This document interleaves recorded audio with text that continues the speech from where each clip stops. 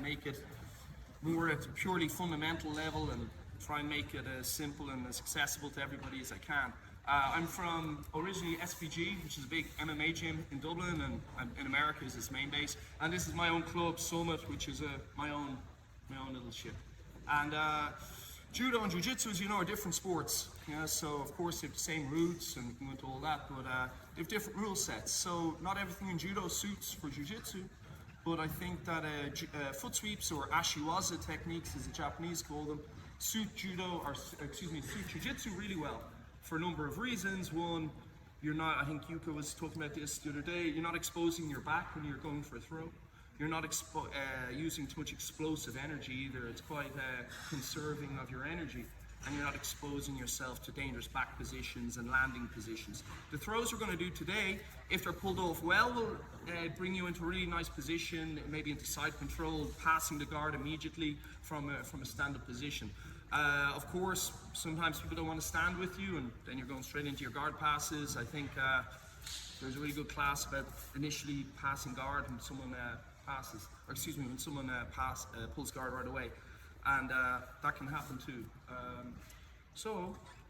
Let me just talk a few things about foot sweeps. The mechanics of them are really simple, but it's the timing that takes a lot of practice and many repetitions. And once you put that in, you'll start to find some success with them. At the beginning, you know, like every technique, you're going to fail a bunch of times, and then through practice, hopefully it will start to improve. Now, everybody, thank goodness, here is able to walk, and I'm going to show you a few things that you know intuitively, but maybe I'm going to verbalize and might help you with your set up some of your throws. As I was saying, when you're walking, when you take a step, all your weight is committed into that foot, and therefore the other one is light. So heavy, light, heavy, light. Everyone knows this since you're 2 years old, maybe 1.5, you're walking, so you'll know that already.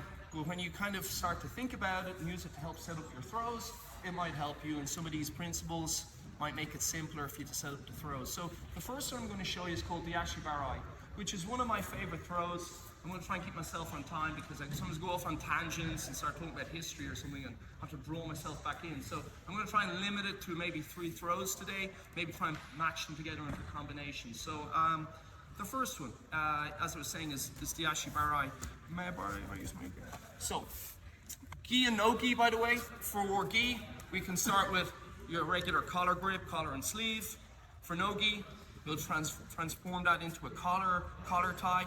Ideally, we like to have an inside control, a little bit better, but it can work off this too. We can look at things that work off the underhook as well. But if you're a no-gi, we're going to go collar tie, something like this, or something like this. If you've got your gi on, standard collar and sleeve. All right. Now, when my partner is standing in good posture, a good balance, his head's more or less, well, it is, not more or less, exactly in the center, yeah? 50% weight distribution in each foot. So that's a terrible time to try and sweep somebody for these small foot sweeps, because when I go, just stand still, when I come here, I may as well be kicking a lamppost or a tree stump or something. He's not going anywhere. You're never going to foot sweep him. And indeed, even worse than that, I'm on one foot, he's on 2, he's in balance, I'm hopping around in front of him on 1 foot. He's going to counter me for sure. So we need to start to use what the Japanese call kazushi, the breaking of balance. And as I mentioned, about understanding that when you take a step, you commit all your body weight into it, and therefore the other one is light. By thinking about that principle, you can start to take advantage of that. So, as I was saying, collar and sleeve. So, my partner, he's got even weight distribution. I want to make him take a step, and therefore make him light on the foot I want to attack. So, first thing I'm going to do is step really close to that lead leg. So, why is he leading with this leg? Because he's leading with this hand, okay? If he didn't, for example, you had some weird stance like this, now obviously he's reaching out over where he has no base. You could just twist him onto the floor basically, or more likely, as you move him, he'll take a step forward and correct his base, okay?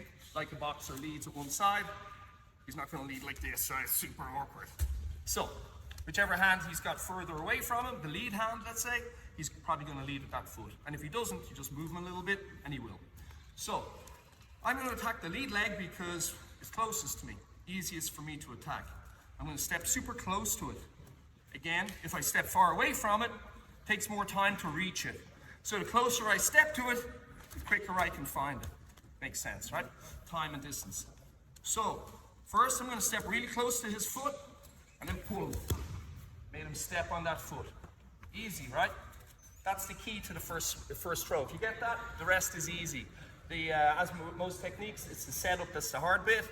The rest, the finish, is usually the easy bit. So, again, collar and sleeve, or indeed from our nogi. Same again, we're here and here.